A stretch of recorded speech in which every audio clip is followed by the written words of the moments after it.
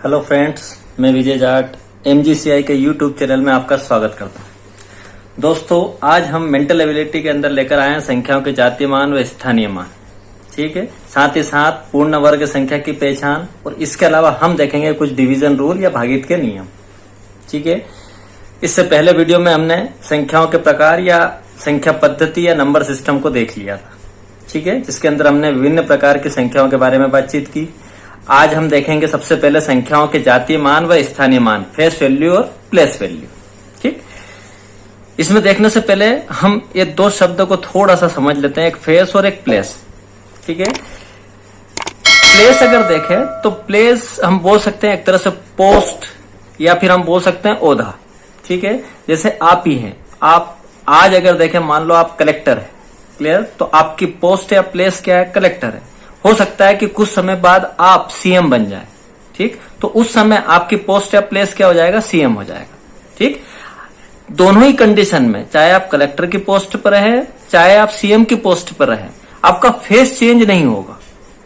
ठीक, आप जिस समय आप कलेक्टर की पोस्ट पे थे उस समय जो फेस था वही सेम फेस आपका जब CM की पोस्ट पर रहेंगे तब भी रहेगा।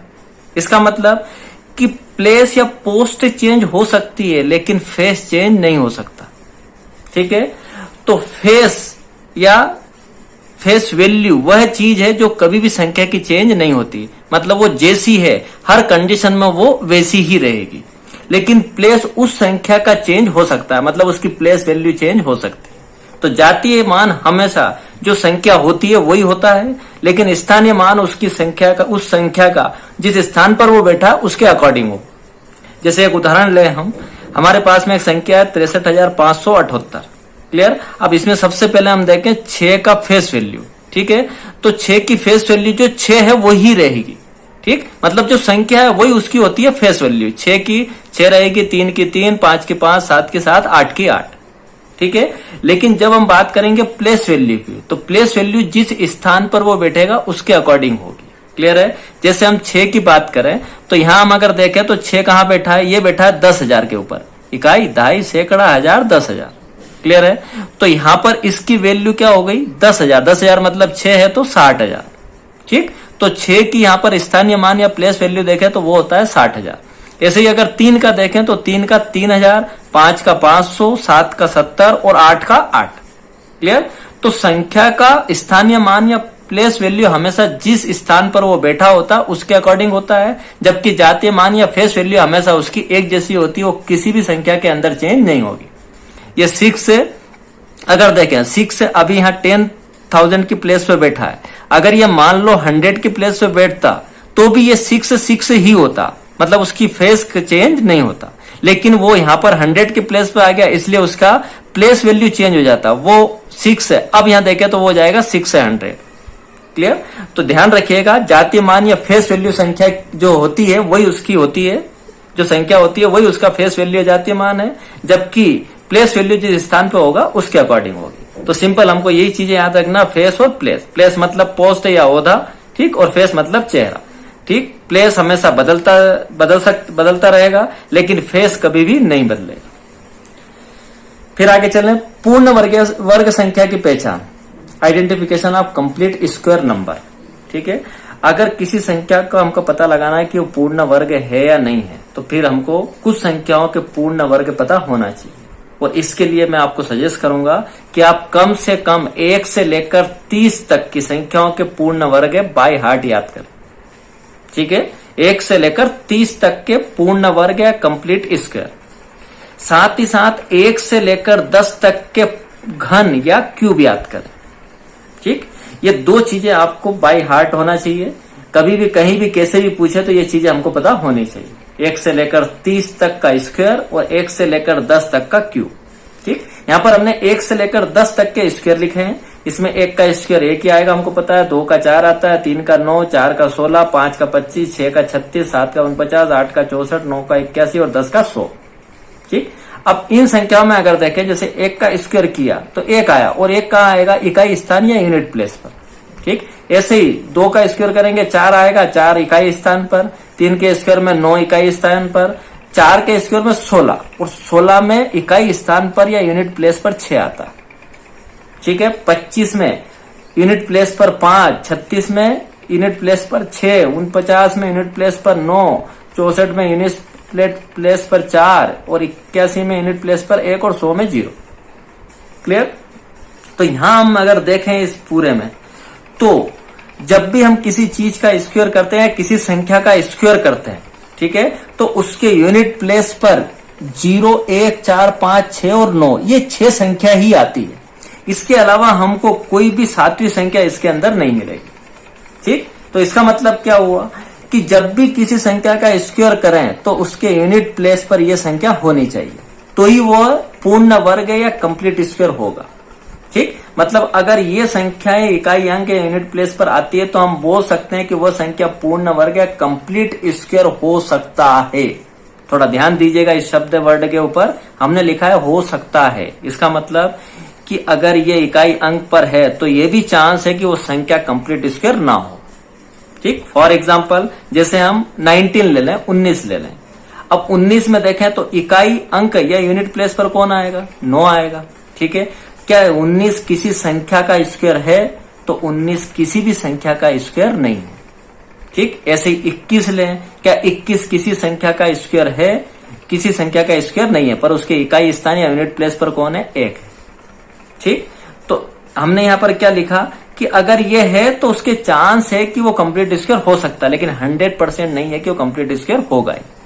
ठीक, अगली चीज, अगर इन 6 को हटा दें तो कितनी संख्या बची? 4 संख्या बची, 2, 3, 7 और 8। यहां अगर देखें तो किसी भी संख्या के स्क्वायर में ये 4 अंक नहीं है। इसका मतलब कि जब भी किसी संख्या का हम स्क्वायर करते हैं तो उसके इकाई स्थान पर ये 4 अंक कभी भी नहीं आएंगे। मतलब किसी संख्या के इकाई स्थान पर अगर ये 4 अंक है तो फिर वो पूर्ण वर्ग संख्या या फिर कंप्लीट स्क्वायर नंबर नहीं होगा। ठीक, अगर ये 6 है तो वो कंप्लीट स्क्वायर हो सकता है, लेकिन अगर ये 4 है तो वो नहीं होगा। किसी भी संख्या का ले लें। ठीक, जैसे यहाँ 1 से 10 दिया, अगर हम 11 से 20 भी ले तो हर एक संख्या के इकाई स्थान पर अगर देखें तो इन 6 में से ही कोई होगा। ठीक है, चाहे 11 से 20, 21 से 30, 31 से 40, जितना भी किसी भी संख्या का स्क्वायर करें उसके इकाई स्थान पर सिर्फ ये 6 ही अंक होंगे। ठीक है, ये 4 अंक उस इकाई स्थान के ऊपर कभी भी नहीं आएंगे। ठीक है, तो ये एक अच्छा तरीका है जिससे हम पता लगा सकते हैं कि वो पूर्ण वर्ग संख्या होगी या नहीं होगी। अब जैसे हम देखें एग्जाम्पल हमारे पास में है, क्या 921 पूर्ण वर्ग संख्या कंप्लीट स्क्वायर नंबर है? ठीक, अब 921 है तो 921 में इकाई स्थान पर 1 आया, मतलब कि यह संख्या पूर्ण वर्ग हो सकती है। ठीक है, पर क्या ये है? अब इसका पता हम लगाते हैं। तो ये अगर देखें तो ये 921 कंप्लीट स्क्वायर नंबर नहीं है। कैसे देखें? तो जैसे कि 900 एक कंप्लीट स्क्वायर नंबर है, किसका है ये? 30 का। 961 एक कंप्लीट स्क्वायर नंबर है, 31 का। क्लियर है? अब 30 और 31 में अगर देखें तो इन दोनों चीजों का कंप्लीट स्क्वायर हमको पता चल गया 900, 961, लेकिन ये संख्या इन दोनों के बीच की। ठीक, और इन दोनों के बीच ऐसी कोई संख्या नहीं है जिसका ये कंप्लीट स्क्वायर हो सके, इसलिए 921 किसी भी संख्या का कंप्लीट स्क्वायर नहीं हो। ठीक, चाहे इसमें इकाई स्थान पर 1 है। दूसरा एग्जांपल है, निम्न में से कौन सी संख्या पूर्ण वर्ग या कंप्लीट स्क्वायर नहीं है? नहीं है मतलब कि उसके इकाई स्थान या यूनिट प्लेस पर ये 4 अंक होना चाहिए। ठीक, अब इनमें देखें तो इकाई स्थान पर यहाँ 5 है तो ये हो सकता है कंप्लीट स्क्वायर। यहाँ इकाई स्थान पर 6 है, ये भी हो सकता है। 4 है, ये भी हो सकता है। यहाँ 2 है, और अगर 2 है तो फिर वो संख्या कंप्लीट स्क्वायर नहीं हो। ठीक, तो हमारा आंसर आएगा 1,43,642। हमको यहाँ पर यह भी नहीं देखना है, ये जैसे हमने लिखा है कि ये 6 अगर है तो हो सकता है, मतलब 100% कंफर्म नहीं है, पर ये चीज एक 100% कंफर्म है। क्लियर है? तो ये नहीं देखना हमको कि ये होंगे कि नहीं होंगे। ठीक है, हमको ये मिल गया, मतलब ये संख्या कंप्लीट स्क्वायर नहीं है। ठीक, तो ये 2 तरह की चीजें हो गई, एक प्लेस वैल्यू और एक पूर्ण वर्ग संख्या की पहचान। ठीक, इंपॉर्टेंट चीजें हैं दोनों, ये एग्जाम्स में पूछे जाते हैं, सिंपल है लेकिन फिर भी एग्जाम्स में आते हैं। ठीक है, आगे देखते हैं। आगे है फ्रेंड्स, संख्याओं को भागित करने के नियम, डिवीजन रूल्स। ठीक, इसमें सबसे पहला हमारे पास में रूल है 2, 4 और 8 का। ठीक, हमको ये देखना है कि कोई संख्या इन से डिवाइड होगी कि नहीं होगी। कोई संख्या हमें दे दे और पूछे कि वो इन से डिवाइड है या नहीं है, तो इसमें सबसे पहले हम रूल देख रहे हैं 2 का, और 2 का रूल देखें तो इसमें है कि जो आखिरी अंक होता है संख्या का, अगर वो 2 से डिवाइड है तो फिर पूरी संख्या 2 से डिवाइड होगी। ठीक, आखिरी अंक या इकाई अंक अगर 2 से डिवाइड है तो फिर पूरी संख्या 2 से डिवाइड होगी। 4 के रूल में देखें तो आखिरी के 2 अंक अगर 4 से डिवाइड है तो फिर पूरी संख्या 4 से डिवाइड होगी। और 8 का रूल देखें तो आखिरी के 3 अंक अगर 8 से डिवाइड है तो फिर पूरी संख्या 8 से डिवाइड होगी। ठीक है, 2 में आखिरी का अंक, 4 में आखिरी के 2 और 8 में आखिरी के 3। ठीक, अब इसमें देखें तो क्या 8 2 से डिविजिबल है तो पूरी संख्या 2 से डिवाइड हो जाएगी। क्या 68 4 से डिविजिबल है, तो 68 4 से डिविजिबल है तो पूरी संख्या 4 से डिवाइड हो जाएगी। 568 क्या 8 से डिविजिबल है, तो 568 8 से डिविजिबल है तो पूरी संख्या 8 से डिवाइड हो जाएगी। ठीक, तो ये है 2 4 और 8 का। फिर है 3 6 और 9। ठीक, इसमें सबसे पहले हमारे पास में रूल है 3 का। 3 के रूल में अगर देखें तो 3 से डिवाइड है या नहीं संख्या, इसका पता लगाने के लिए सबसे पहले जो संख्या हमारे पास में है उन संख्या में सबको हम ऐड कर लेंगे।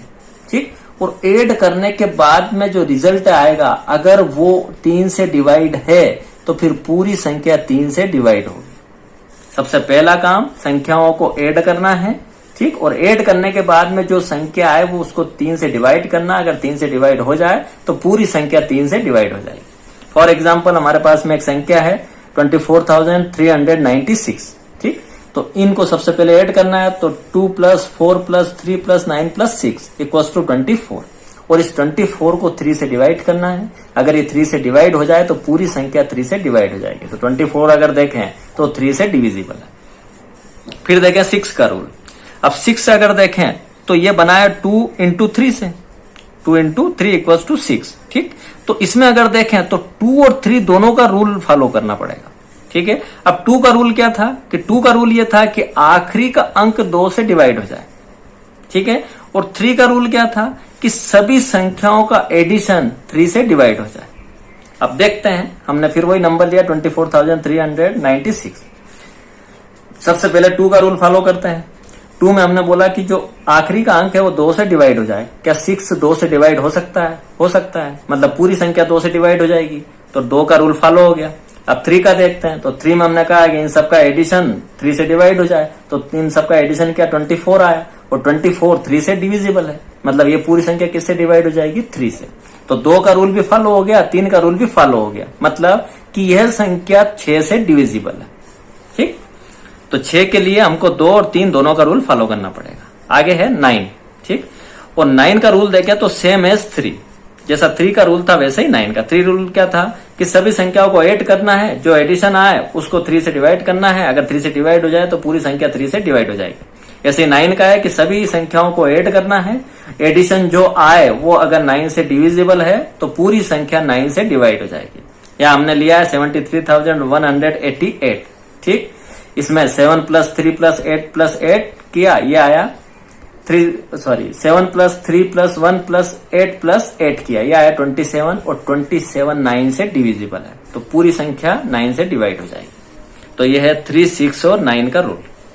फिर है 5 और 10 का रूल। 5 के रूल में देखें तो 5 के रूल में है कि इसका जो इकाई अंक है, यूनिट प्लेस है, उस पर या तो 0 हो या फिर 5 हो। ठीक, अगर 0 या 5 यूनिट प्लेस पर है तो संख्या 5 से डिविजिबल है। फॉर एग्जाम्पल हमारे पास में है 2425। ठीक, इकाई अंक पर 5 है और 5 से डिविजिबल है तो पूरी संख्या 5 से डिवाइड हो जाएगी। या फिर 3150। ठीक, कि इकाई प्लेस या इकाई स्थान पर 0 है तो भी वो 5 से डिविजिबल है। ठीक, तो इसके लिए इकाई पर या तो 0 हो जाए या फिर 5। फिर आगे 10 का रूल। 10 के रूल में देखें तो यूनिट प्लेस पर 0 हो। ठीक, जो इकाई अंक है वो 0 अगर है तो फिर वो 10 से डिविजिबल है। जैसे 980, अब इसमें यूनिट प्लेस पर 0 है तो ये पूरी संख्या 10 से डिविजिबल है। ठीक, तो ये है 5 और 10 का रूल। फिर आगे है 7 और 11। ठीक, सबसे पहले हमारे पास में 7 का रूल है, थोड़ा ध्यान दीजिएगा। 7 के रूल के लिए है कि इसका जो संख्या होती है उस संख्या का जो आखिरी अंक है, इस आखिरी अंक को हमको डबल करना है। ठीक, वो डबल करके इस आखिरी अंक को बाकी अंक में से घटाना है। ठीक, संख्या में आखिरी अंक को डबल करना है और डबल करके इसको बाकी संख्या में से घटाना है। घटाने के बाद जो आए वो संख्या अगर 7 से डिविजिबल है तो फिर पूरी संख्या 7 से डिविजिबल है। यहाँ हमारे पास में है संख्या 68,789। ठीक है, अब इसमें हमने कहा आखिरी अंक या लास्ट डिजिट को हमको डबल करना है, तो हमने 9 को डबल किया, 18 आया। ठीक, और इस 18 को बाकी संख्या में से घटाना है, तो बाकी संख्या में से हमने इसको घटा दिया, यह आया 6860। अगर 6860 7 से डिविजिबल है, भागित है, तो फिर पूरी संख्या 7 से डिवाइड हो जाएगी। इसको और अगर हम आगे बढ़ा सकते हैं, अगर ये संख्या हमको बड़ी लग रही है, भाग देने में दिक्कत आ रही है, तो इसको और आगे बढ़ा सकते हैं। ठीक, कि हमने कहा है हमारा रूल फॉलो करेंगे कि आखिरी अंक को डबल करना है, तो 0 को डबल करेंगे तो क्या आएगा, 0 आएगा, और इस 0 को हम बाकी संख्या में से घटा देंगे। अब बाकी संख्या 686, इसमें से हमने 0 को माइनस कर दिया, ये आया 686। 686 अगर 7 से डिविजिबल है तो पूरी संख्या 7 से डिवाइड हो जाएगी। और इसको आगे बढ़ा सकते हैं, आखिरी अंक को डबल करना है, 12 आया, 12 को बाकी संख्या में से घटा दिया, 56 आया। 56 अगर 7 से डिविजिबल है तो पूरी संख्या 7 से डिवाइड हो जाएगी। तो ये है 7 का रूल। फिर है 11 का रूल। 11 के रूल में अगर देखें तो इसमें हमको विषम स्थानों का योग करना है, सम स्थानों का योग करना है, और विषम स्थानों के योग में से सम स्थानों के योग को घटा देना। ठीक, एडिशन ऑफ ऑड प्लेस और एडिशन ऑफ इवन प्लेस, इनको ऐड करने के बाद में ऑड प्लेस का जो एडिशन आया है उसमें से हम इवन प्लेस के एडिशन को सब्सट्रैक्ट कर देंगे। ठीक, और जो वैल्यू है अगर वो 0 आए तो फिर वह संख्या 11 से डिविजिबल है, या फिर इनका रिजल्ट 11 आए और इनका रिजल्ट 11 से डिवाइड हो जाए तो फिर वो संख्या 11 से डिविजिबल। फॉर एग्जाम्पल हमने एक नंबर लिया 89892। अब इसमें देखें तो हमने सबसे पहले बोला विषम स्थानों का योग करना। अब इसमें स्थान देखें जैसे 1 2 3 4 5, ये 5 प्लेस है। इसमें अगर विषम स्थान देखें ऑड प्लेस, तो ऑड प्लेस क्या होगा, 1 3 5।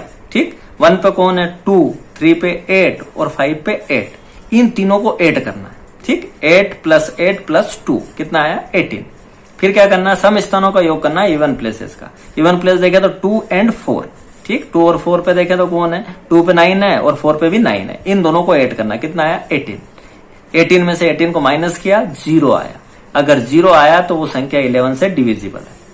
या फिर एक और एग्जाम्पल ले, 8285 अब इसमें देखें तो ऑड प्लेस है, ऑड प्लेस पे कौन है, 288 288 कितना होगा, 18। क्लियर है। इवन प्लेस देखें 5 और 2, तो 5 + 2 कितना हो जाएगा, 7। तो 18 में से 7 को माइनस किया, कितना आया, 11। ठीक, अगर 11 से डिविजिबल है, या जो रिजल्ट आया वो 11 से डिविजिबल है, तो फिर पूरी संख्या 11 से डिवाइड हो जाएगी। ठीक, तो ये है 7 और 11 का थोड़ा स्पेशल रूल है। ठीक, एक बार आप अच्छे से समझ लेंगे, थोड़ी प्रैक्टिस कर लेंगे, तो ये अपने आप आपकी जो है आ जाएगा, कोई प्रॉब्लम इसमें आएगी नहीं, समझने में कोई दिक्कत नहीं आएगी। ठीक, तो ये हो गया संख्याओं को भागित करने के नियम, डिवीजन रूल्स। ठीक, इनके बेस पे हम कुछ क्वेश्चंस देख लेते हैं।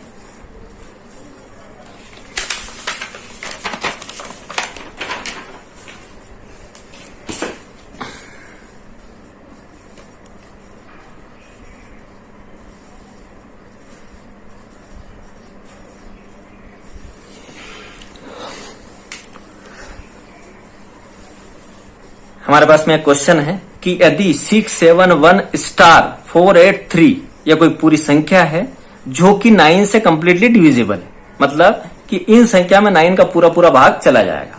ठीक, अगर ऐसा है तो फिर इस स्टार के प्लेस पे क्या आएगा जिससे कि वह संख्या पूरी की पूरी 9 से डिविजिबल हो जाए। ठीक है, मतलब हमको इसके स्टार की जगह पर कौन सी संख्या आएगी ये पता लगाना। ठीक, अब पता लगाने के लिए हमारे पास में 9 का रूल फॉलो करना पड़ेगा हमको। ठीक है, अब 9 का रूल क्या था, तो 9 का रूल था कि सभी संख्याओं का एडिशन या जोड़ 9 से डिविजिबल हो। क्लियर, मतलब इन सबको ऐड करना है और उसको 9 से डिवाइड करना है। तो ऐड किया हमने 6 + 7 + 1 + x हमने स्टार को माना है, +4 + 8 + 3। ठीक है, इनका एडिशन करा, ये आया 29 + x, मतलब ये एक पूरी एक संख्या है जो कि 9 से डिविजिबल है। पर अभी हमको x नहीं पता है कि क्या है। ठीक, तो x के प्लेस पर ऐसी कोई हम संख्या रखें जिससे कि वह 9 से डिविजिबल हो जाए। तो x की जगह हमने 7 रखा, ये आया 36, 29 + 7 = 36, और 36 अगर देखें तो ये 9 से डिविजिबल है, मतलब x क्या आ गया 7, ठीक, मतलब स्टार क्या आ गया 7। तो अगर हमने यहाँ पर 7 रख दिया तो फिर ये पूरी की पूरी संख्या 9 से डिवाइड हो जाएगी, ठीक। फिर आगे हमारे पास में एक और क्वेश्चन है 156*942, ठीक, ये अगर देखें तो 11 से डिविजिबल है, ठीक। तो अगर ये 11 से डिविजिबल है तो फिर इस स्टार या ये जो लुप्त संख्या है इसके स्थान पर क्या आएगा, ठीक। अब 11 से डिविजिबल है, मतलब रूल किसका फॉलो करना है, 11 का रूल फॉलो करना है। 11 का रूल क्या था कि जो ओड प्लेस है उनका एडिशन, ठीक, और इवन प्लेस के एडिशन का जो डिफरेंस है वो 11 से डिवाइड हो जाए। तो करते हैं, ये किया हमने ओड प्लेस का एडिशन, उनको जोड़ा, 1 ओड प्लेस देखें तो क्या होगा 2, 9, 6 और 1, 2, 9, 6 एंड 1, तो इनको ऐड किया 18 आया। और फिर इवन प्लेस 4 स्टार 5, ठीक, 4 स्टार 5, ठीक, यहां पर भी स्टार x को मान लिया। तो इनको हमने ऐड कर दिया, इनको ऐड कर दिया, इन दोनों का डिफरेंस किससे डिवाइड हो जाए 11 से। तो हमने ऐड किया, ये आया 18 - 9 - x या 9 - x, ठीक। अब यहाँ x के प्लेस पर ऐसा क्या रखें जिससे कि वो पूरा नंबर 11 से डिवाइड हो जाए। तो यहाँ हमने रखा 9, ठीक, 9 - 9 = 0, और अगर 0 है तो हमने इसके रूल 11 के रूल में देखा है कि 0 अगर आया इनका डिफरेंस तो फिर वो पूरा नंबर 11 से डिविजिबल है, ठीक, क्लियर है। तो फिर x के प्लेस पर हम क्या रख देंगे, हम रख देंगे 9, तो x = 9, मतलब स्टार क्या आ जाएगा 9। यहाँ अगर 9 रख दिया तो फिर ये पूरी की पूरी संख्या 11 से डिवाइड हो जाएगी। तो ये कुछ क्वेश्चन है भागीत के नियम पर, ठीक है। अब इसके बाद में देखें तो एक एक्स्ट्रा चीज है, उसको समझ लीजिए, भाग विधि या डिवीजन मेथड। इसमें हमारे पास में 4 चीजें हैं, एक है भाज्य या डिविडेंड, एक भाजक या डिविजर, एक भागफल कोशेंट, एक शेषफल रिमाइंडर। भाज्य डिविडेंड देखें तो वो संख्या जिसको हमको भागित करना है, ठीक। भाजक या डिविजर देखें तो वो संख्या जो कि भाग लगाएगी या जिससे हम भागित करेंगे उसको बोला जाता है भाजक या डिविजर, ठीक। जब हम भाज्य को भाजक से डिवाइड करेंगे तब जो हमको मिलता है वो होता है भागफल या कोशेंट, ठीक। भागफल प्राप्त होने के बाद में जो पीछे बचता है वो है शेषफल या रिमाइंडर, ठीक। इसको समझने के लिए यहां पर है हमारे पास में, जैसे हमने एक संख्या ली है 20, ठीक, तो ये 20 हो गया भाज्य या डिविडेंड। इस 20 को हम 3 से डिवाइड कर रहे हैं तो 3 हो गया भाजक या डिविजन, क्लियर है। अब इसको हमने डिवाइड किया, 3 × 6 = 18, तो ये आ गया 6, ठीक। इसको सॉल्व किया तो ये आया 2। अब 2 जो है वो 3 से पूरी तरह डिविजिबल नहीं है, क्लियर। तो पीछे क्या बच गया हमारे पास में 2, और 2 क्या हो गया शेषफल या रिमाइंडर, ठीक। जब इसको डिवाइड किया हमने 6 टाइम्स या फिर यूं कहें कि 6 बार, तो ये 6 क्या हो गया भागफल या कोशेंट, ठीक है। तो ये 4 चीजें हैं। अब इसमें देखें तो इनके बेस पे हम फार्मूला बना सकते हैं कि भाज्य = भाजक × भागफल + शेषफल। इसका मतलब कि अगर हम डिविजर कोशेंट को मल्टीप्लाई करके उसमें रिमाइंडर को ऐड कर दें तो हमको मिल जाएगा डिविडेंड। जैसे 20 हमारा डिविडेंड है, ठीक। इसको अगर हमको प्राप्त करना है तो हम क्या करें, डिविजर और कोशेंट का मल्टीप्लाई कर दें और उसके अंदर हम ऐड कर दें शेषफल या रिमाइंडर। यहाँ देखें 3 × 6 + 2, 3 है डिविजर, 6 है डिविडेंड और 2 है रिमाइंडर या शेषफल, ठीक। तो 3 × 6 + 2, 3 × 6 18 + 2 20, क्लियर। तो एक छोटी सी चीज है, ठीक है। वैसे आपने ये चीज ऐसी है जिसको आप बचपन से ही पढ़ते आ रहे हैं, पर थोड़ा सा आपका रिफ्रेशमेंट हो जाएगा यहाँ पर, और इसके बेस पे भी एग्जाम में क्वेश्चन आते रहते हैं, ठीक। तो दोस्तों आज ये कुछ छोटी सी चीजें हो गई है, कुछ बेसिक चीजें हो गई है, तो इनको एक बार आप अच्छे से देख लें जिससे कि आगे जो है आपको इनके बेस पे जो क्वेश्चन आएंगे उसमें प्रॉब्लम नहीं आएगी, ठीक। बाकी चीजें हम देखेंगे अगले वीडियो में। दोस्तों हमारा जो वीडियो है आप उसको लाइक करें, शेयर करें और साथ ही साथ हमारे चैनल को सब्सक्राइब करें जिससे कि हम ज्यादा से ज्यादा आप तक वीडियो पहुंचा पाए। Thank you very much.